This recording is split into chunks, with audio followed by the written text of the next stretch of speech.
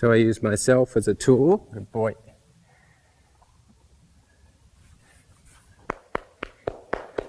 So he has the feeling of the movement, touch, sound and approach, and then weight. And of course we have to deal with these things individually to be able to then make a combination of these pressures. Because when he doesn't understand the elements individually, when we put the pressure of all of them together, or two of them together, and one is not really solid, the others also won't be solid. Oh. Quite often the young horse can go through a certain pattern in which the rider quietly makes his way onto the horse, so to speak, and through repetition, through doing it every day and the horse feeling, okay, I didn't die from that yesterday, so it's a process I'm now familiar with, and I had an experience of surviving, coming out the other end, and so they just kind of go along with it, but it becomes a thing of being desensitized or getting used to a certain pattern, and then when they experience something outside that pattern, they don't have the tools to know how to deal with it, and then of course you have the insecurities.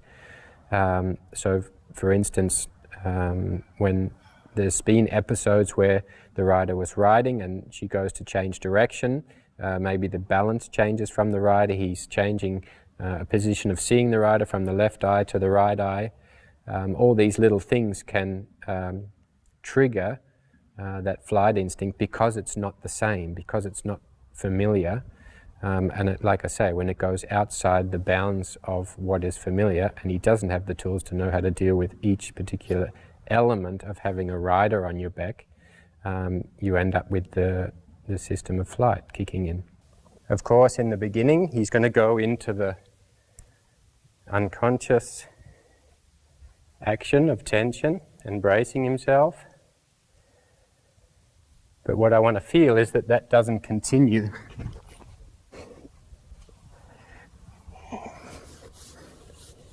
So we have the tension point here. There he goes out of it. There I relax. So at that moment, if I got off and he didn't relax, then I picked the wrong moment. Right. I was fooled into thinking that he's turning the pressure gauge down when it was actually going up. But when you sort of strip it down and really diagnose what do you do in your body when you feel weight that is not balanced and on one side or shared equally. You know, what happens when my rider has had 6 beers at the pub and comes to get on and he's not quite that stable, you know? Am I relaxed enough in myself to create stability, or do I get uptight and think, oh shit, he's not balanced and I'm not balanced, so then the insecurities come.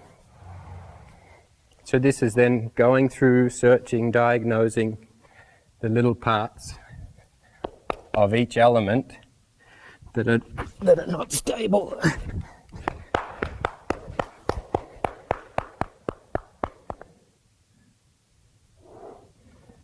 And then at each moment going back to that point that we explained to him in the beginning of where are you tied in the body and what is it that you can do to, at that moment, make yourself feel relaxed. Good boy.